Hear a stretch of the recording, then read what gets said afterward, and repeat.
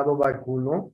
El ganado vacuno primero come mucho pasto y después de un tiempo de que ha comido mucho pasto, se acuestan las vacas y regurgitan el alimento y comienzan recién a formar el bolo alimenticio. Esa es una característica que tienen algunos mamíferos, pero no es así en el ser humano. En el ser humano, permítanme por favor un minuto.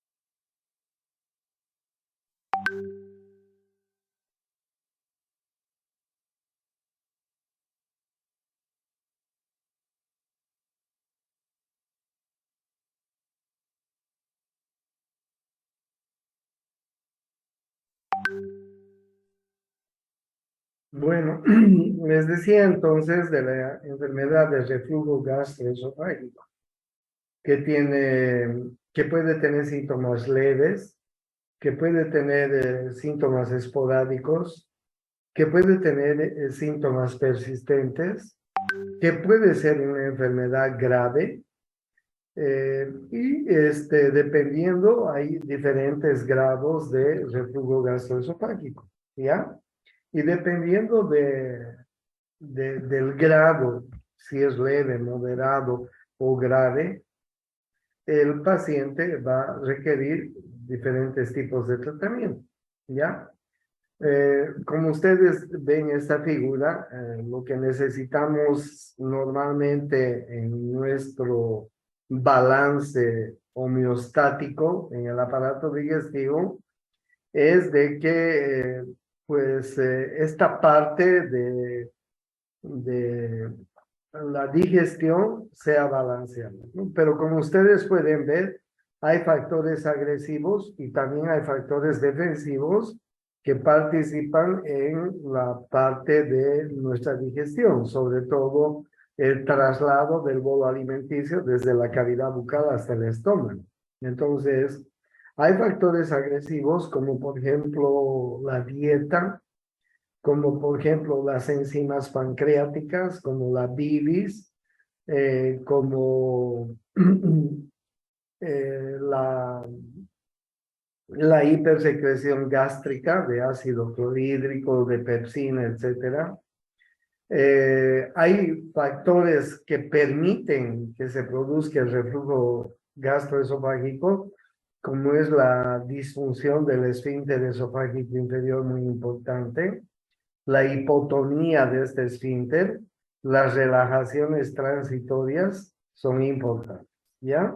Entonces, fíjense que hay factores agresivos que van a posibilitar que se produzca la enfermedad de reflujo gastroesofágico. Hay factores permisivos, ¿sí? Pero también es importante destacar que nosotros tenemos normalmente factores defensivos, ¿no? La barrera que tenemos en la mucosa que hay en el estómago es muy importante. En el estómago, en la mucosa del estómago, en la mucosa gástrica, nosotros tenemos una barrera de moco y de mucina muy importante que protege al estómago de cualquier agresión. Esta barrera, junto con la función adecuada y normal del esfínter esofágico inferior, pues hace que los alimentos cuando lleguen al estómago, pues se mezclen de forma adecuada y una vez que están bien mezclados en el estómago, pasen sin ningún problema hacia el duodeno. ¿sí? A través del píloro. ¿Entienden? Entonces, tenemos factores defensivos que nos ayudan normalmente a tener una buena función. Pero tenemos también factores agresivos que nos ayudan en la disfunción y en el reflujo. ¿Ya? Entonces, es importante tomar en cuenta estos factores en la enfermedad del reflujo gastroesofágico.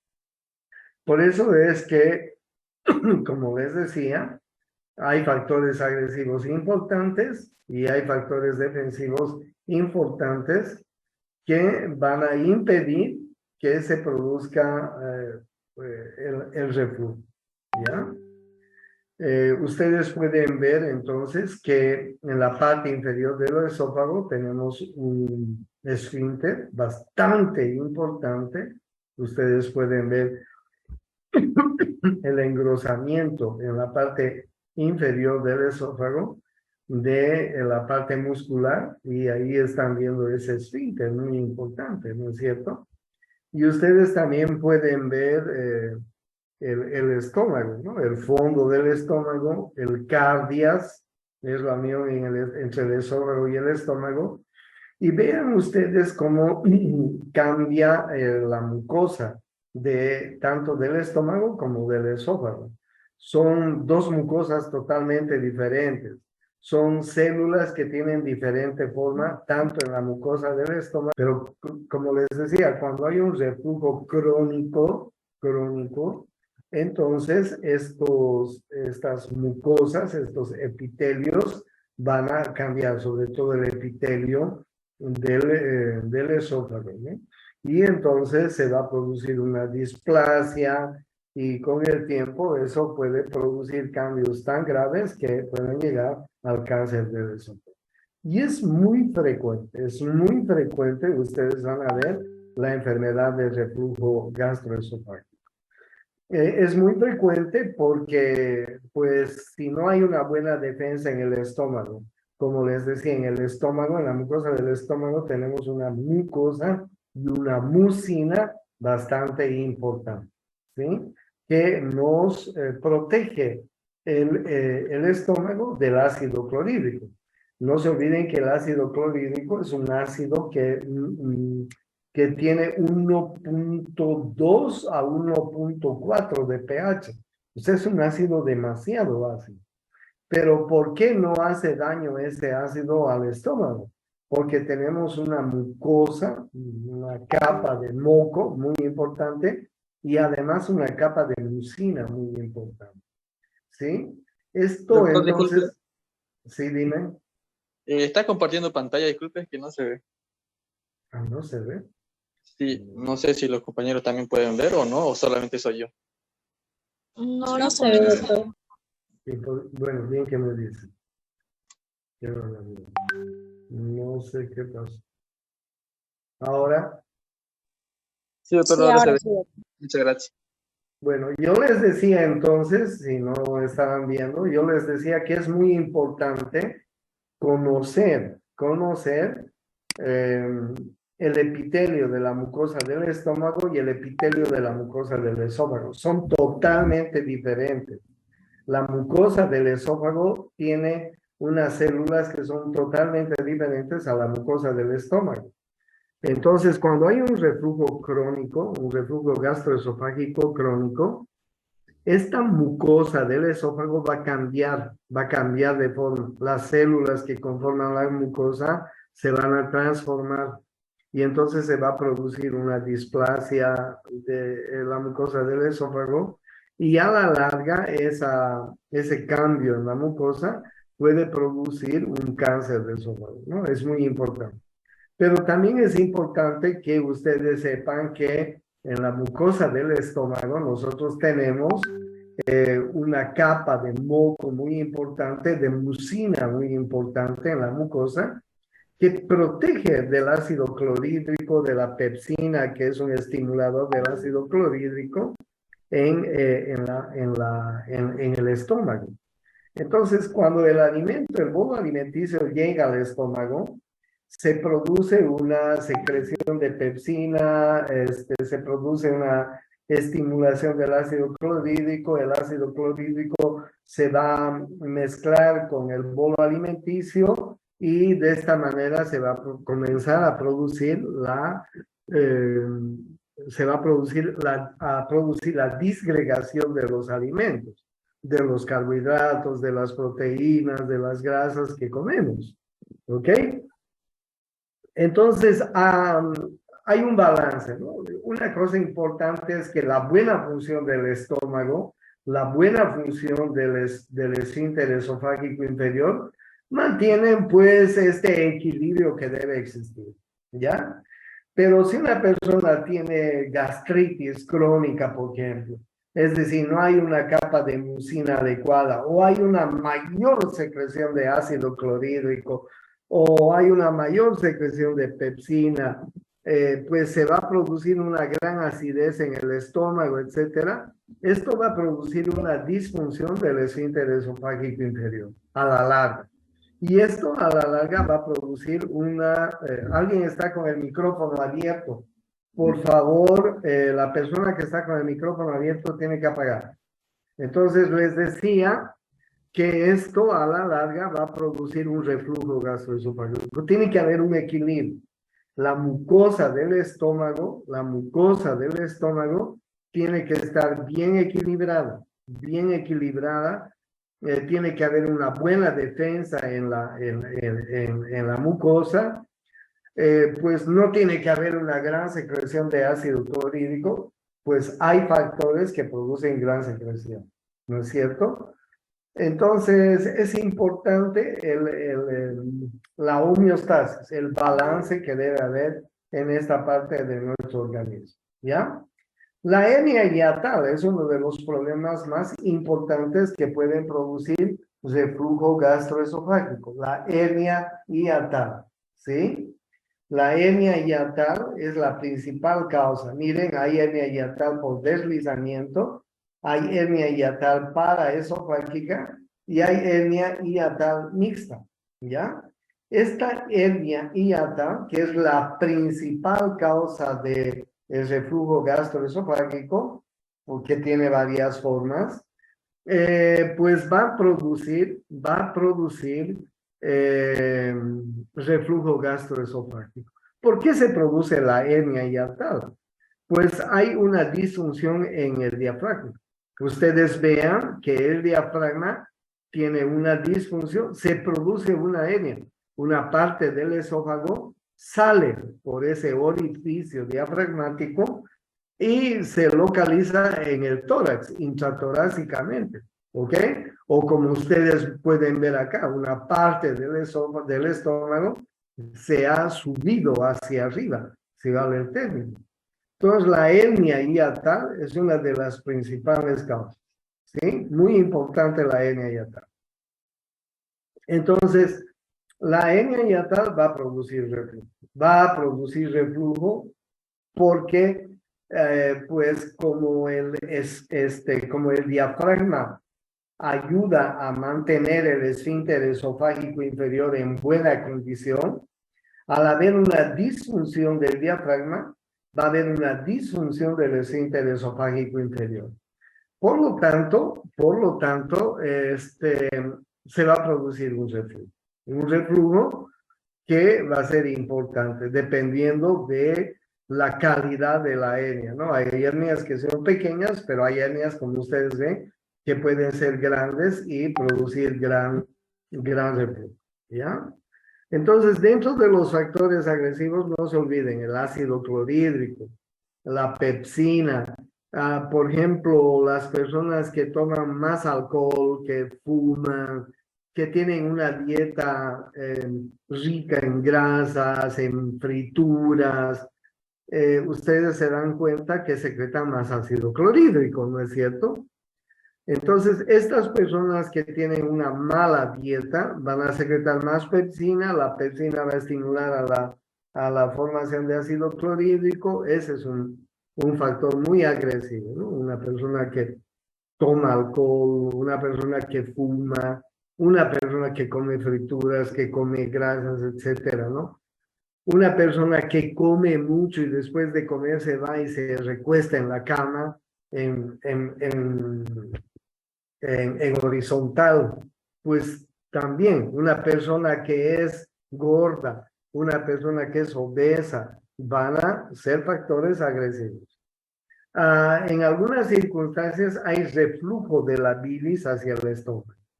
En algunas circunstancias hay pues mayor estímulo o fabricación de la tripsina que va a fabricar mayor bilis y esta bilis va a refluir hacia el estómago. Entonces, todos estos factores son factores agresivos en la enfermedad de reflujo gastroesofágico, ¿ya? También tenemos factores defensivos, como les decía, ¿no? Una buena onda peristáltica nos va a ayudar a vaciar el estómago de forma adecuada. O sea, no va a haber problemas si el vaciamiento gástrico se produce adecuadamente y en forma normal y en el tiempo adecuado. Pero hay personas que como comen mucho, que como comen mucha grasa, que como comen mucha fritura, etcétera, pues el vaciamiento va a tardar. Ese vaciamiento va a ser también influyente en que después se produzca un reflujo, ¿no? Porque va a haber una disfunción en el esfínter esofágico inferior, ¿ya? Entonces, es muy importante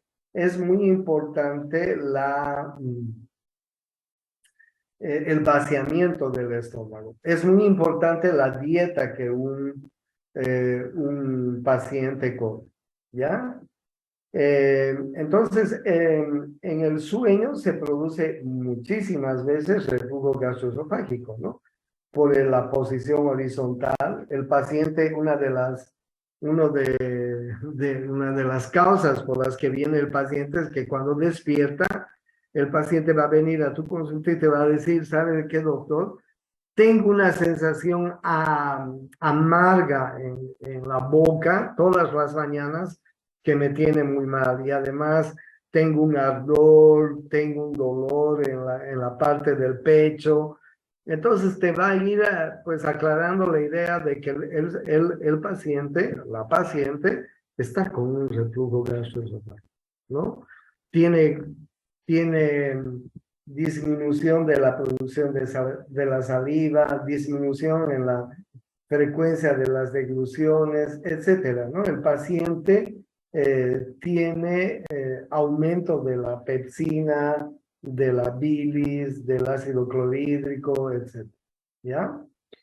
Entonces, ustedes pueden ver que finalmente hay factores preepiteliales muy importantes en la mucosa del estómago, como ser la capa de moco, la capa de mucina, que son factores defensivos, factores epiteliales, que también son importantes, las estructuras de las membranas,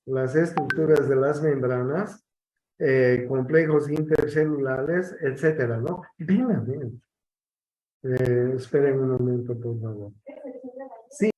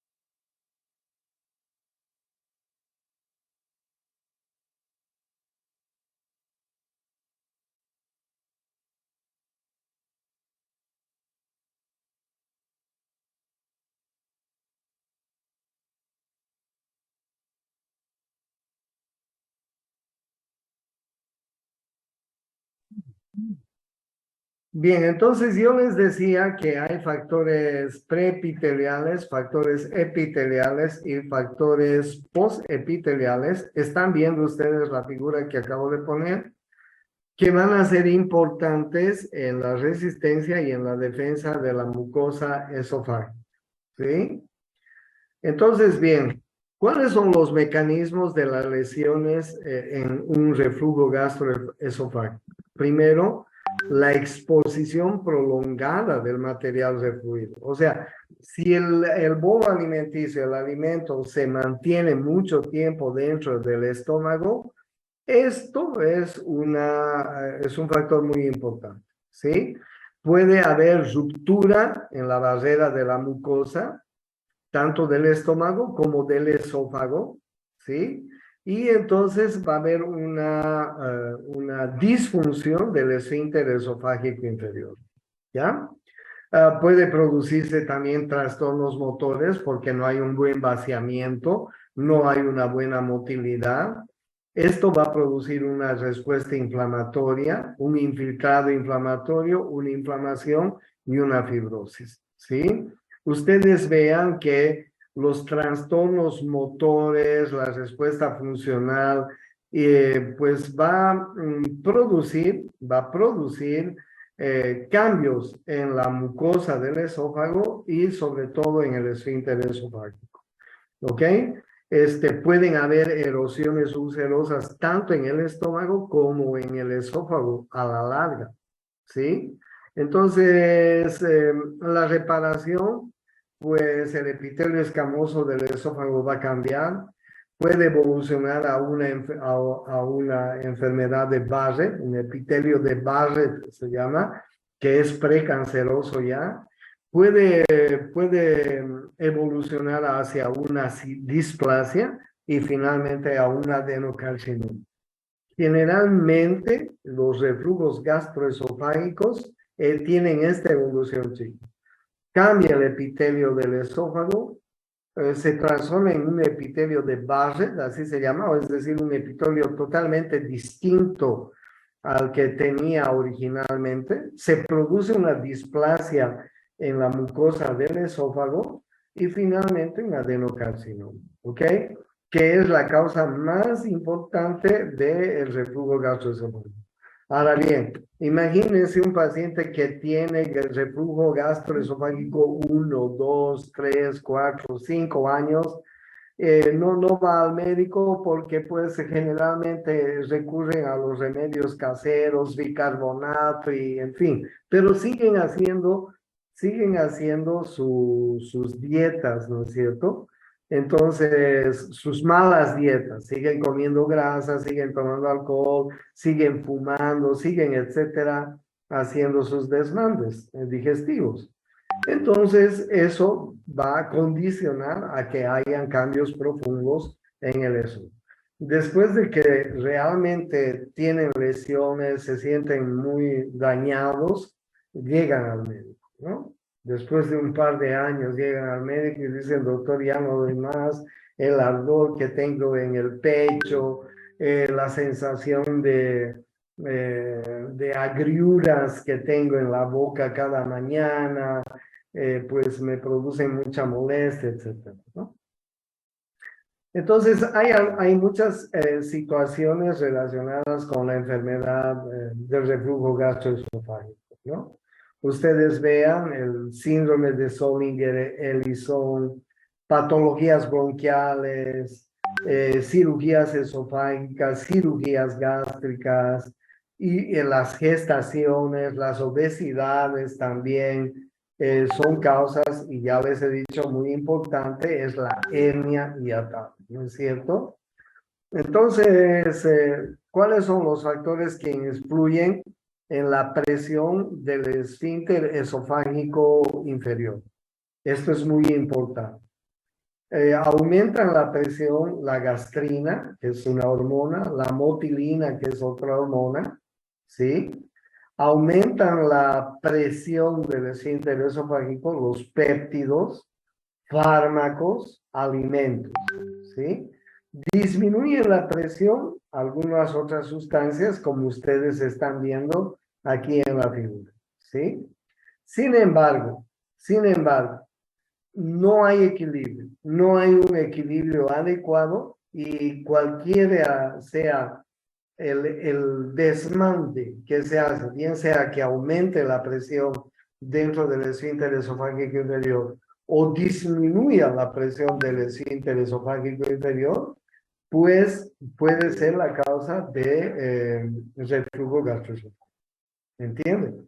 Entonces es muy importante que ustedes tomen en cuenta que hay factores que pueden aumentar y disminuir la presión basal del esfínter y que cuando este esfínter se disfunciona, bien sea por aumento, o sea, bien sea por disminución, puede producir un reflujo gastroesofágico. ¿Ok? Entonces tengan en cuenta bien ustedes, esta figura es muy importante, tengan en cuenta todos los factores que pueden aumentar o disminuir la presión basal del esfínter. No solamente hormonas, también péptidos, también fármacos y también alimentos. ¿Ok? Es muy importante que tomen en cuenta. ¿Cuál es el espectro sintomático? Estos pacientes tienen regurgitación diaria, frecuente. Y la regurgitación a veces cuando una persona está dormida, por ejemplo, y tiene regurgitación, mucho de ese alimento pasa a la vía respiratoria. ¿Entienden? Pasa a la vía respiratoria y además va a producir síntomas respiratorios. Ustedes saben que no debe haber paso de alimentos hacia la vía respiratoria, ni de ácido clorhídrico, ni de ninguna cosa de estas que tenemos en el aparato digestivo. O sea, normalmente no tiene que haber reflujo. Si hay reflujo, si hay regurgitación, eso va a producir síntomas respiratorios, faringolaringeos, etcétera.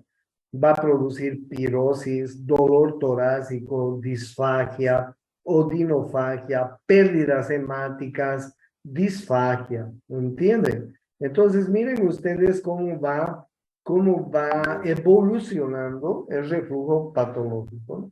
Ruptura de la barrera en la mucosa, retrodifusión de iones, se produce una respuesta inflamatoria, una erosión en la mucosa. La reparación siempre va a ser con otro tipo de epitelio, con fibrosis, con un esófago de Barrett que va a ir hacia el adenocarcinoma. Puede producirse una estenosis esofágica importante. He tenido muchos pacientes, yo soy cirujano gastroenterológico, he tenido muchos pacientes que tan grave era su reflujo gastroesofágico que con el correr de los años no podían tragar ningún alimento sólido, ¿sí? Tenían que licuarles los alimentos para que ellos puedan tragar, tenían que tomar solo líquidos para que ellos puedan tragar, porque no podían tragar ningún alimento sólido. Espérenme un momentito.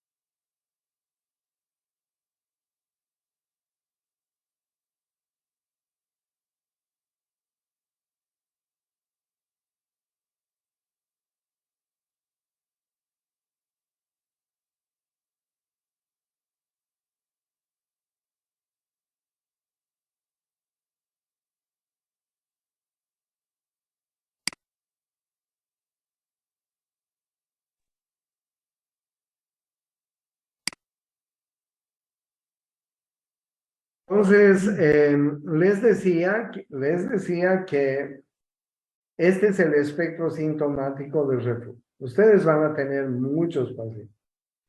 Entonces, hay una disfagia orgánica, se produce una estenosis en la parte inferior del esófago, se produce un anillo importante en esa parte que impide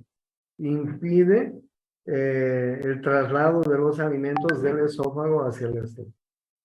Hay una disfagia motora, se reduce el peristaltismo en el esófago e impide que el alimento llegue adecuadamente hacia el estómago. ¿Sí?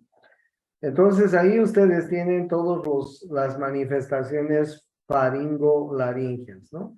Dolor de garganta, alteraciones gustativas, halitosis, mal aliento. Uno de las causas de las halitosis son precisamente los reflujos gastroesofágicos.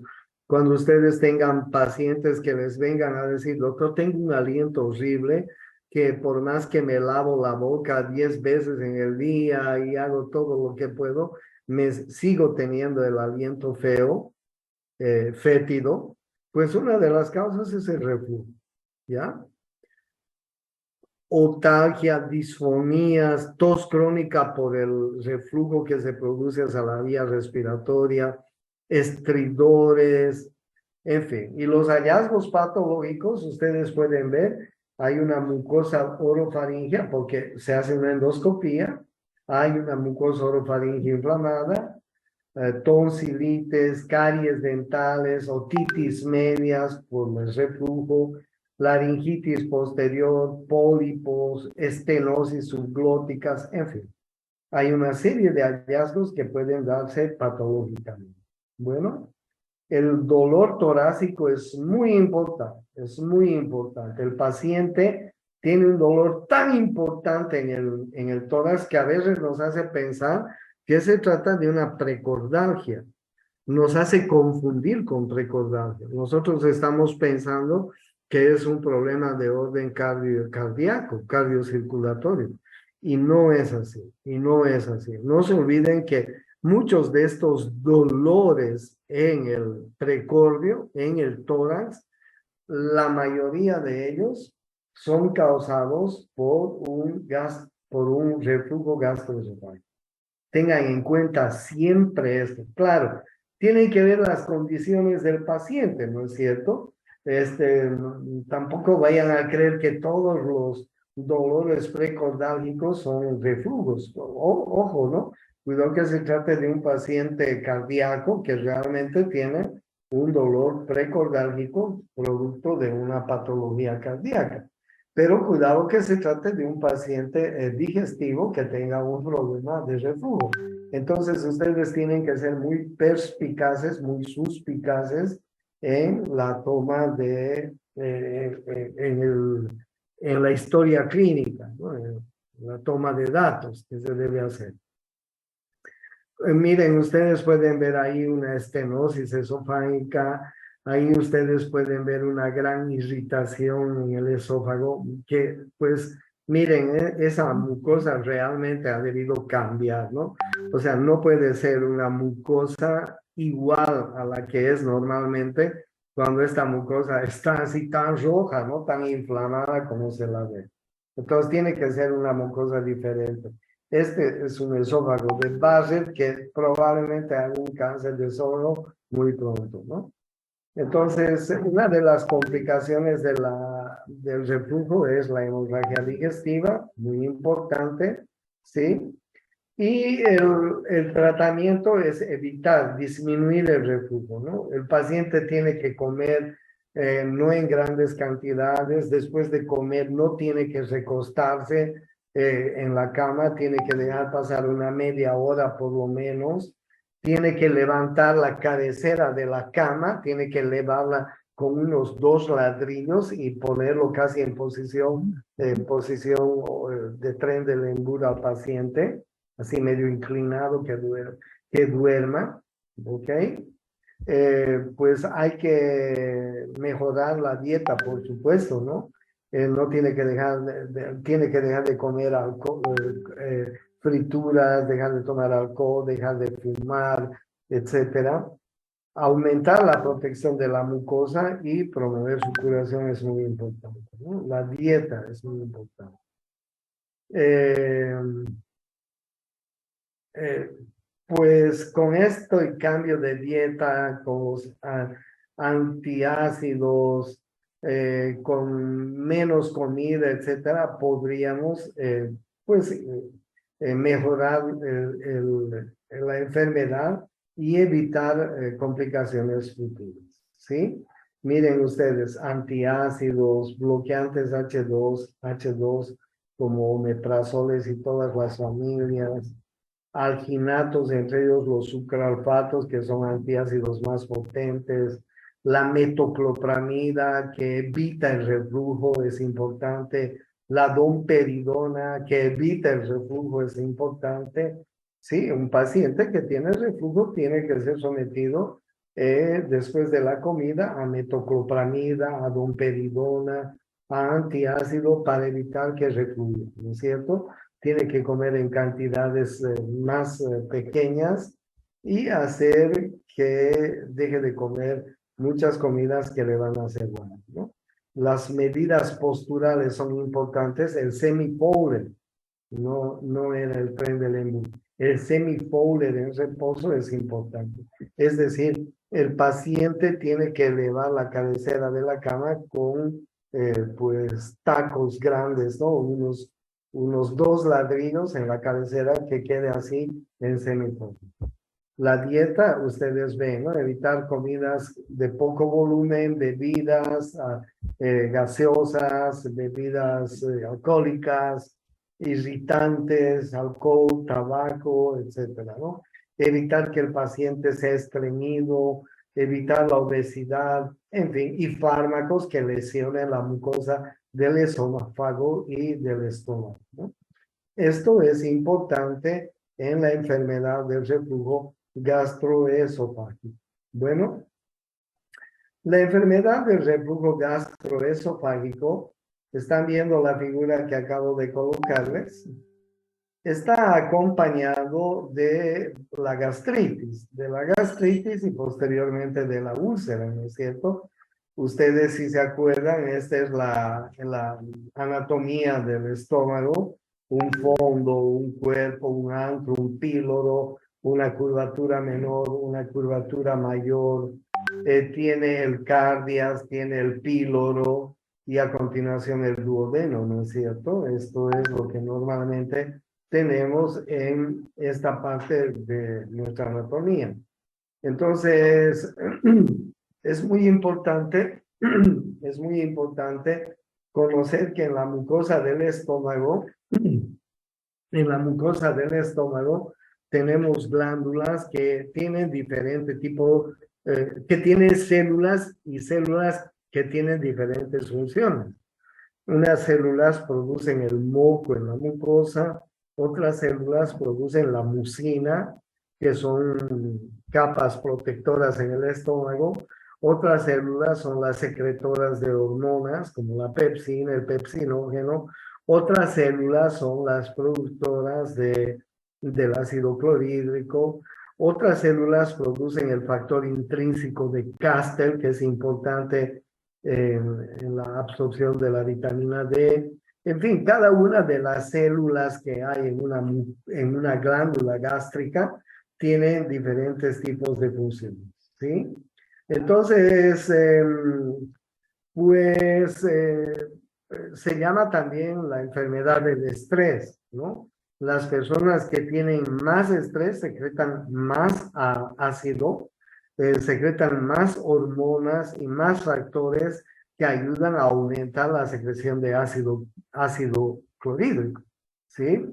Ustedes saben que dentro del estómago tenemos hormonas como la gastrina, la histamina, que son factores que van a ayudar a fabricar ácido clorhídrico, ¿no es cierto? Las células parietales son las encargadas de fabricar el ácido clorhídrico y dependiendo del estrés, dependiendo de la alimentación, pues estos factores van a ser los que contribuyan a la mayor secreción de ácido clorhídrico. Claro, hay factores que van a también apuntar a que disminuya las defensas las defensas en la mucosa del estómago, ¿ya? O sea, que las células encargadas de secretar el mayor moco, las células encargadas de secretar la mayor mucina, que son las protectoras de la mucosa del estómago, se disfuncionalizan, porque hay mayor secreción de ácido clorhídrico. Entonces, cuando hay mayor secreción de ácido clorhídrico, estas defensas van a ir disminuyendo. No se olviden que el ácido clorhídrico es muy ácido, 1.2 de pH. Es importante el pH tan ácido del ácido clorhídrico, ¿ya? Entonces, bien, nosotros tenemos dentro del estómago, esta es una célula parietal, que es la encargada de secretar gastrina y ácido clorhídrico ante diferentes estímulos. La histamina, como la acetilcolina, etcétera, que tienen receptores en la célula parietal. Estos receptores, una vez que se unen con la acetilcolina, no se olviden que la acetilcolina es el mediador químico del sistema nervioso parasimpático. El sistema nervioso parasimpático es el sistema estimulador de los órganos del aparato digestivo. Entonces, si hay mayor acetilcolina, si hay mayor secreción de acetilcolina, los receptores que para la acetilcolina van a producir, los receptores en la célula parietal van a recibir mayor acetilcolina, ahí van a aumentar la secreción de gastrina y ácido clorhídrico. Lo mismo con la histamina, ¿no? Los receptores van a aumentar esta histamina y la célula parietal va a aumentar la producción de gastrina y ácido clorhídrico. ¿Sí? Voy a prender mi aire, espero.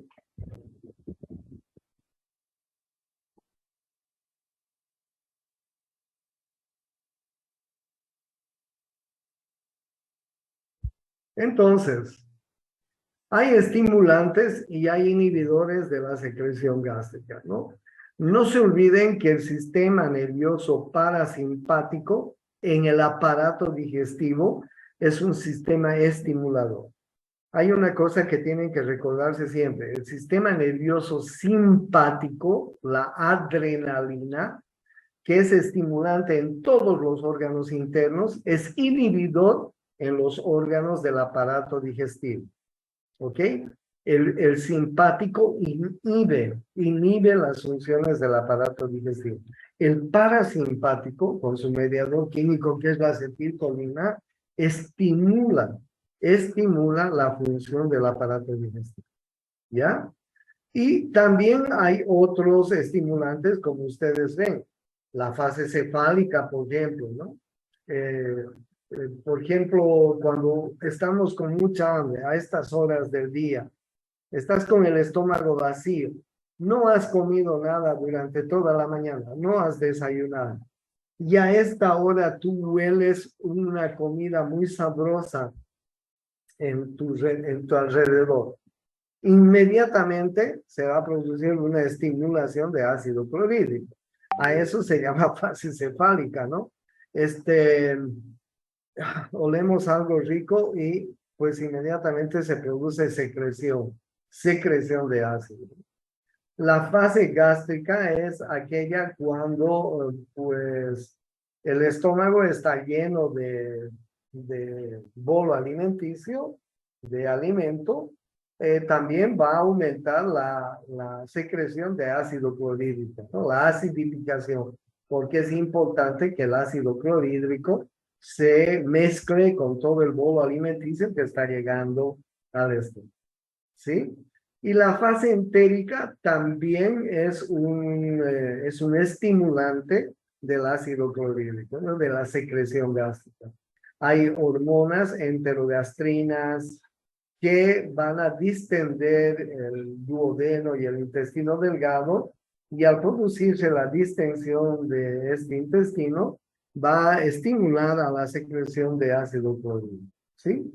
Entonces, dentro de la secreción del estómago, hay factores estimulantes y hay factores inhibidores como ustedes están viendo en la figura. Bueno, entonces, ahí ustedes pueden ver una mucosa del estómago que está llena de glándulas gástricas. Y como les decía, cada glándula gástrica tiene diferentes células y cada célula tiene diferente función, ¿ya?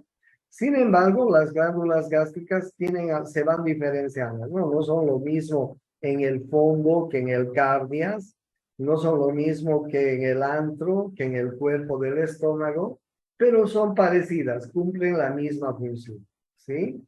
Entonces, bien, a factores agresores y defensivos de la mucosa gástrica son muy importantes también en la balanza de la homeostasis, ¿no? Si hay una transgresión en los factores defensivos del estómago, de la mucosa gástrica, pues estrés. El estrés ayuda mucho a estimular la secreción de ácido clorhídrico. El estrés es muy importante. El tabaco, el alcohol, las colas, Coca-Cola, Pepsi-Cola, las gaseosas, los alimentos grasos, los alimentos muy condimentados, etcétera, son factores que pueden lesionar nuestros factores defensivos, transgredir nuestros factores defensivos de la mucosa gástrica. Entonces, estos factores agresivos, endógenos y exógenos, como ustedes están viendo, endógenos son factores que aumentan la secreción de ácido clorhídrico, ¿ya? Entre ellos está el estrés, no se olviden, el estrés es muy importante. Exógenos, la ingestión de AINES, el Helicobacter pylori, es lo más importante el Helicobacter pylori. Es una bacteria gram negativa, sí, es un bacilo gram negativo importantísimo, que vive chocho en un medio ácido. Mientras más ácido tenga la mucosa ácida, mejor vive el Helicobacter pylori. ¿Ok? Uno de los factores importantes en la curación de la gastritis es elevar el pH de la mucosa gástrica. ¿Ok? Porque si no elevas el pH de la mucosa gástrica, por más medicamentos que le des al paciente, por más antibióticos que le des contra el Helicobacter pylori, no lo vas a poder eliminar. Entonces, lo que tienes que hacer, si el Helicobacter pylori vive a 1.2 de pH en la mucosa, lo que tienes que hacer es elevar el pH, elevar a 2.4, a 3.2, en fin, aumentar el pH de la mucosa. ¿Cómo vas a aumentar? Con antiácidos, con medicamentos de la talla del omeprazol y familiares, en fin, ¿no? Con la disminución de ingestas de medicamentos, en fin. Cuando aumentas el pH, ese Helicobacter pylori se ve en problemas, se ve en problemas. No puede vivir cuando el pH sube por encima de 2.4. Entonces ahí lo tienes que atacar con antibióticos.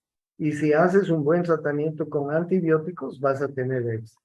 Pero no te olvides, antes de dar antibióticos, eleva primero el pH en tu paciente. Dale antiácidos, dale medicamentos de la familia del omeprazol, pantoprazol, esomeprazol, etcétera. Hay muchos de ellos ahora. Dale unas 2, 3 semanas ese medicamento y controla la dieta de tu paciente. Cuando pase eso, recién atacas con los antibióticos. Entonces lo vas a matar al bicho. ¿Entiendes? Tenga en cuenta eso, es muy importante. La secreción ácida se la maneja ahora así, ¿no? Hay una secreción ácida en condiciones basales y hay una secreción ácida en condiciones de estímulo que se llama el BAO y el PAO. que pueden ser medidas a través de una endoscopía. Se toman muestras de la secreción ácida y puede ser medida la secreción ácida basal, que es el BAO, y la secreción ácida a mayor estímulo, que es el PAO.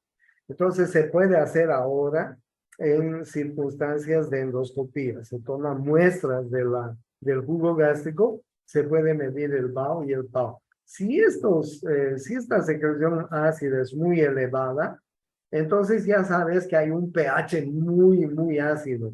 Entonces, y hay un estímulo de jugo gástrico muy importante. Hay un estímulo, hay una fabricación de ácido clorhídrico muy importante. Entonces, lo que tienes que hacer es esa acidez que es tan ácida, si dale la redundancia, tienes que elevar. ¿Ok? Si llegas por encima de 2.4, con medicamentos, con antiácidos, con la familia de los omeprazoles y con la dieta, vas a controlar y vas a llegar a ese nivel de acidez. Cuando llegues a ese nivel de acidez, brincale con los antibióticos. Es como mandarle misiles al bicho, a la bacteria, y entonces de esta manera vas a tener éxito en el tratamiento. ¿Ya? Los factores defensivos que hay en la mucosa gástrica ya saben ustedes, ¿no? El moco, la mucina, el bicarbonato, el epitelio superficial, un buen flujo sanguíneo. En fin, hay factores defensivos que normalmente tenemos en la mucosa gástrica y que normalmente son los que están protegiéndonos la mucosa, ¿sí? Son muy importantes, ¿ya?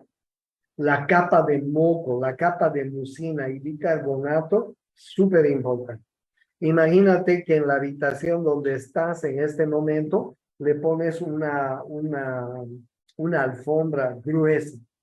Y encima de esa alfombra le pones otra alfombra gruesa. Entonces la mucosa gástrica tiene una gran protección gracias al moco y a la mucina y el bicarbonato. Por eso es que el ácido clorhídrico, que es tan ácido, no le hace nada en condiciones normales al estómago. Ah, claro. Pero en condiciones patológicas sí, puede afectar, puede inflamar esa mucosa y puede producir una gastritis. En condiciones normales no, porque tenemos una gran defensa en el estómago, que es la mucosa, el moco, la primera capa, y la segunda capa es la mucina y el bicarbonato. Entonces es muy difícil que el ácido clorhídrico en condiciones normales pues afecte al estómago. Claro, pero si estás exagerando con algún factor que va a producir mayor secreción de ácido, claro, estas alfombras de las que te hablo, pues no van a resistir por más que sean muy resistentes, si hay un gran factor, ¿no? Entonces, los factores defensivos, como ustedes están viendo, son el epitelio y la zona fosfolípica, ¿sí? Fosfolipídica. Pero también hay factores que van a influir en la presencia de úlcera.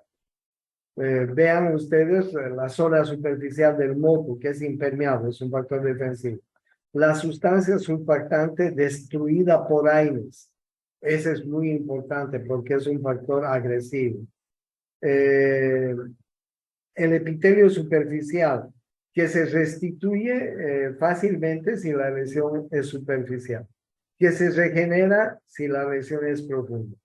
Pero la regeneración puede producir algunas veces cicatrices que pueden desarrollar y evolucionar a otras patologías, ¿ya?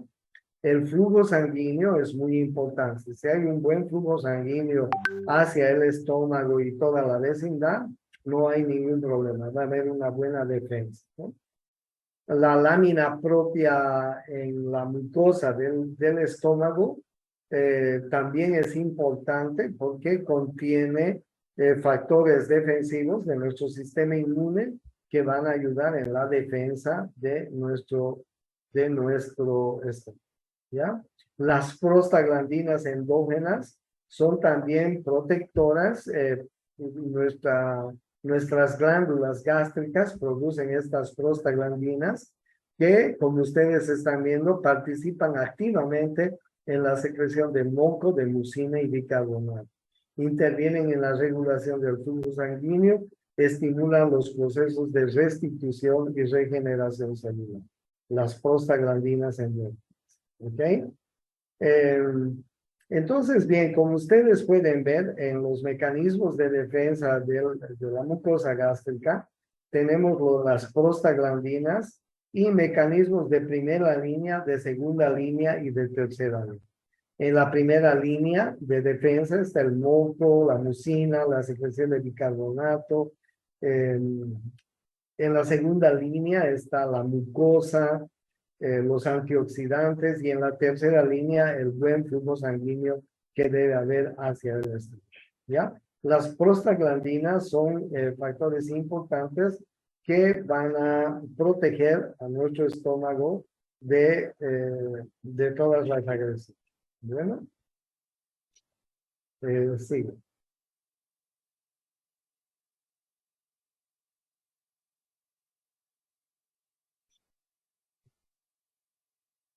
Entonces, bien, ¿cómo se clasifica la gastritis? La gastritis puede ser erosiva y hemorrágica, puede ser no erosiva y pueden ser distintivas, ¿ya? Y cuando tú pides una endoscopía para tu paciente, el endoscopista te va a decir su paciente tiene una gastritis erosiva, hemorrágica o no erosiva. Es muy importante la endoscopía, ¿no es cierto? Las gastritis generalmente en las mujeres son a nivel, en las mujeres son a nivel del cuerpo, ¿sí? En el cuerpo. En los hombres son a nivel del antro, ¿sí? Y en muchos que tienen factores muy agresivos, como el alcohol, el tabaco y una dieta hiperácida, pues pueden hacer pangastritis, ¿no? Las mujeres generalmente hacen gastritis y úlceras en el cuerpo del estómago. Los hombres generalmente hacen en el antro del estómago, ¿ya? No se olviden que el estrés es muy importante, ¿no? Gastritis erosivas, asociaciones frecuentes, lesiones por estrés, por ejemplo, un quemado, un gran quemado, sustancias químicas, como el alcohol, traumatismos y agentes físicos pueden producir gastritis erosiva por estrés. Lesiones vasculares por isquemias o congestión. La lesión por reflujo gastroesofágico y idiopáticas, ¿ok? Las úlceras de estrés se producen en pacientes con quemaduras. Los grandes quemados, en los pacientes quemados, medianamente grandes quemados, hay que cuidar desde un comienzo del tratamiento la úlcera de estrés. Desde un comienzo, junto con todo el tratamiento que hagas para la quemadura, tienes que proteger el estómago porque te va a hacer una úlcera de estrés. ¿Ok? No solamente las quemaduras, la falla respiratoria aguda, el shock séptico, el trauma múltiple, la falla hepática, trastornos de coagulación, insuficiencia renal, etcétera, pueden hacer úlceras de estrés. Por eso es que en todas estas enfermedades que tú ves en el cuadro, tienes que siempre proteger la mucosa gástrica, ¿sí?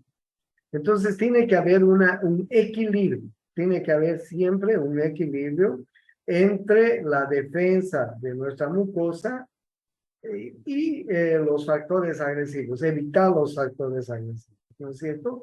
Mientras mantengamos el equilibrio, no va a haber problemas. Si hay desequilibrio, pues sí, va a haber una lesión en la mucosa, va a producir gastritis, va a producir úlcera, ¿ya?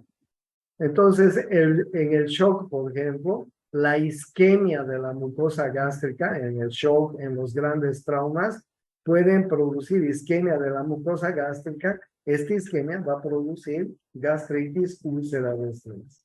Los corticoides que podríamos utilizar en cualquier enfermedad son también arma de doble filo, porque los corticoides pueden producir úlceras de estrés, gastritis, reflujo gastroesofágico, en fin, ¿ya? Entonces tengan en cuenta que hay úlceras de estrés muy importantes en diferentes tipos de enfermedades, ¿ya? Los antiácidos son buenos, los antagonistas de los receptores H2, ya les he dicho, ¿no? Omeprazol, pantoprazol, esomeprazol, etcétera. Inhibidores de la bomba de protones, análogos prostaglandínicos, el sucralfato son medicamentos que nosotros utilizamos hoy en día para la profilaxis, para la terapéutica de las úlceras de estrés, para evitar que haya úlceras de estrés, ¿ya? Es muy importante, entonces, es muy importante que nosotros cuidemos la barrera gastroesofágica en un paciente que tiene este tipo de problemas. También hay gastritis agudas no erosivas. Hay una disminución de la barrera de la mucosa defensiva, la presencia de Helicobacter pylori, ¿sí? Y esto va a producir gastritis, ¿no? La gastritis va a producir inflamación, erosión y hasta hemorragia de la mucosa, ¿ya? Miren, la erosión es esto, ¿no? Imagínate cuando tú te caes y te haces un raspón en cualquier lugar de la piel. Esa es una erosión. Una úlcera, la úlcera puede ser de diferente calibre. Mira, hay úlceras que llegan solo a la mucosa. Hay úlceras que pueden pasar la mucosa, llegar hasta la mucosa, llegar hasta la serosa y a veces hasta perforarse, ¿sí? Imagínate una perforación de úlcera, es un cuadro muy grave, ¿no? Entonces, ten en cuenta que tu paciente no solamente puede tener una gastritis, sino también puede tener una úlcera, y esa úlcera puede ser erosiva, y puede ser aguda, y puede ser crónica, y dependiendo de la gravedad, puede ser menos profunda y más profunda, ¿ya? Localización, las úlceras duodenales, las úlceras gástricas y duodenales, las úlceras del saco herniario son las localizaciones y tipos de úlceras, ¿ya? Como les he dicho, por ejemplo, en las mujeres se produce más en el cuerpo del estómago, en los hombres se produce más en el antro. Sin embargo, en cualquiera de los dos casos siempre va a producir diferentes tipos de sintomatología, ¿no?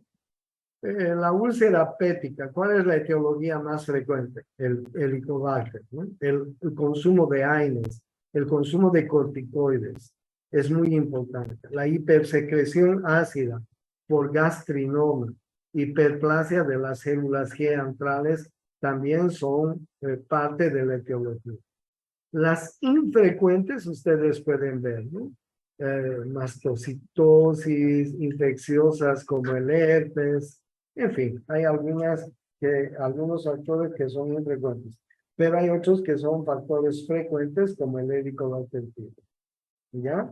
El Helicobacter pylori es un bacilo gram negativo que vive chocho, que vive en un oasis cuando el nivel de acidez es muy alto, ¿ok? Mientras más acidez tenga el estómago, más chocho vive este bicho. Entonces, no se olviden, es un bacilo gran negativo, súper difícil de combatirlo si no mejoras el estado de acidez, si no elevas el estado de acidez, ¿ya? Y el tratamiento con antibióticos es prolongado, mínimo 15 días. Enfermedades asociadas a la infección por Helicobacter pylori. Úlcera gástrica, úlcera duodenal, úlcera de otra localización, linfoma gástrico, cáncer gástrico. Y ustedes pueden ver otras enfermedades asociadas, digestivas y no digestivas, asociadas a la infección por el Helicobacter pylori. Por eso es muy importante que ustedes hagan el reconocimiento de la bacteria cuando tienen un paciente con este tipo de problemas, ¿sí? El test de Helicobacter pylori se lo puede hacer por sangre o se lo puede hacer por endoscopia. Bueno, entonces el Helicobacter pylori, no se olviden, es uno de los factores más importantes en la producción de gastritis, de cáncer gástrico, de úlcera gástrica, de gastritis crónica activa, en fin, vean ustedes la gravedad del Helicobacter pylori. Tú puedes solicitar al laboratorio un test para Helicobacter pylori por vía sanguínea y puedes pedir a través de una endoscopía también la presencia, ¿no? Los AINES son muy importantes. Los AINES producen la inhibición de las prostaglandinas, la inhibición del moco, de los factores defensivos de la mucosa gástrica y van a producir la mayor secreción de ácido clorhídrico. ¿Ok? Tienes que evitar dar AINES de ninguna naturaleza a un paciente que tiene este tipo de problemas, ¿ya?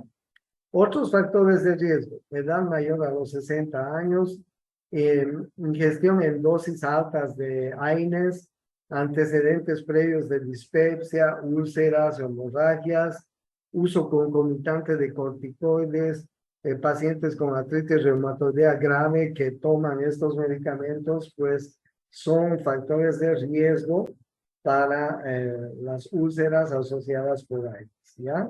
El tabaco también es otro de los factores importantes. Mayor incidencia de la úlcera, cicatrización más lenta, recidiva más frecuente, complicaciones más frecuentes, menor expectativa de vida en ulcerosos, en fin, ¿ya? Algunos mitos y realidades. ¿Es una enfermedad de ejecutivos? No, es una enfermedad de toda la población que puede tener estrés. Ahora todo el mundo está sometido a estrés. Estrés laboral, familiar, económico, conyugal, en fin, tenemos mucha clase de estrés. Ustedes tienen estrés en el estudio, ¿sí? Se asocia con el estrés, ¿sí?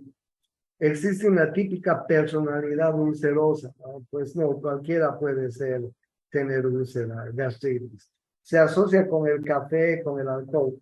Sí, son factores que pueden producir, ¿no es cierto? La dieta es muy importante, claro que sí. Los esteroides causan úlcera, claro que sí. ¿Ya? La úlcera duodenal, las anomalías de la secreción gástrica pueden producir también úlcera duodenal. Como ustedes ven, el aumento de la secreción basal, el aumento de la secreción máxima del BAU y del PAU pueden producir una úlcera duodenal, ¿no? El aumento de la producción de ácido pueden producir tanto en el día como en la noche, como en la postprandial, pueden producir úlceras duodenales, ¿ya? Hay factores también que pueden producir úlceras duodenales. ¿El Helicobacter puede producir úlcera duodenal? Por supuesto. Así como puede producir úlcera gástrica, también puede producir úlcera duodenal, ¿sí? Entonces, bien, en la úlcera duodenal, la hipergastrinemia producida por el Helicobacter pylori incrementa la carga de ácido hacia el duodeno y puede producir una metaplasia duodenal y la ulceración duodenal, ¿ya? Cuando tenemos muchísima secreción de ácido clorhídrico por el estómago, esa secreción ácida puede pasar al duodeno y puede producir una metaplasia, un cambio de la mucosa duodenal. Y con el tiempo producir una úlcera y un cáncer de duodeno, ¿ya? Entonces, no se olviden, el vaciamiento del estómago con exceso de ácido hacia el duodeno puede cambiar la barrera que tenemos en el duodeno y puede producir también úlcera gástrica, úlcera duodenal. Es muy importante. Bueno, entonces, ¿hay factores genéticos en la úlcera? Sí, hay factores genéticos. ¿Heredofamiliares? Sí, hay factores heredofamiliares. ¿Ok? Tengan en cuenta. Por eso es que cuando ustedes tengan pacientes con gastritis, con úlcera, etcétera, pregunten si no tienen antecedentes familiares. Bueno, las manifestaciones clínicas son dolor abdominal en el epigastrio, no irradiado, a veces postprandial, que se alivia con alcalinos como el bicarbonato, y la ingesta de alimentos. A veces el dolor es nocturno, pueden haber presencia de náuseas y vómitos, pérdida de peso, ¿sí? Y alguna otra complicación, ¿ya? La endoscopía es el método más utilizado para hacer ahora el diagnóstico. Antes usábamos las radiografías contrastadas, pero ahora la endoscopía es el método más fácil, más barato, más rápido de hacer un buen diagnóstico, ¿ya? Las complicaciones de la úlcera: perforación, penetración, estenosis pilórica, refractariedad, ¿ok? Perforación, penetración, estenosis pilórica, refractariedad son las complicaciones de la úlcera pélvica, que son lo más frecuentes. La perforación, 5 a 10%, la penetración, 15%, estenosis pilórica, también frecuente, ¿sí? Así que no se olvide.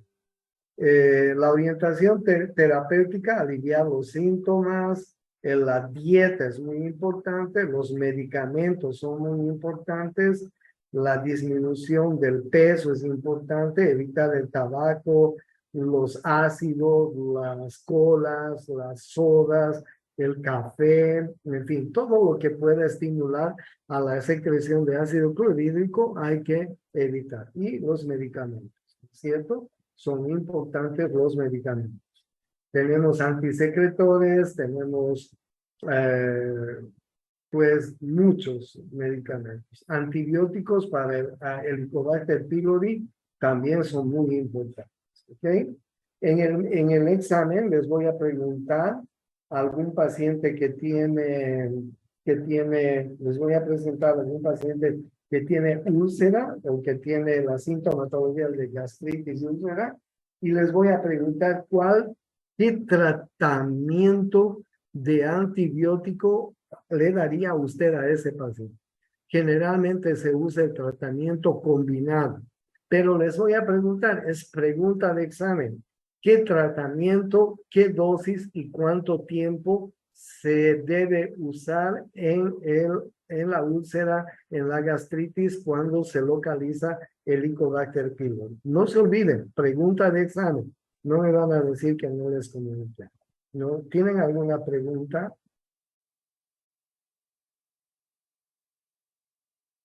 Voy a correr estos días porque tenemos poco tiempo para terminar el programa. Nos vemos el jueves. Chao, chicos. Hasta luego, doctor. Recording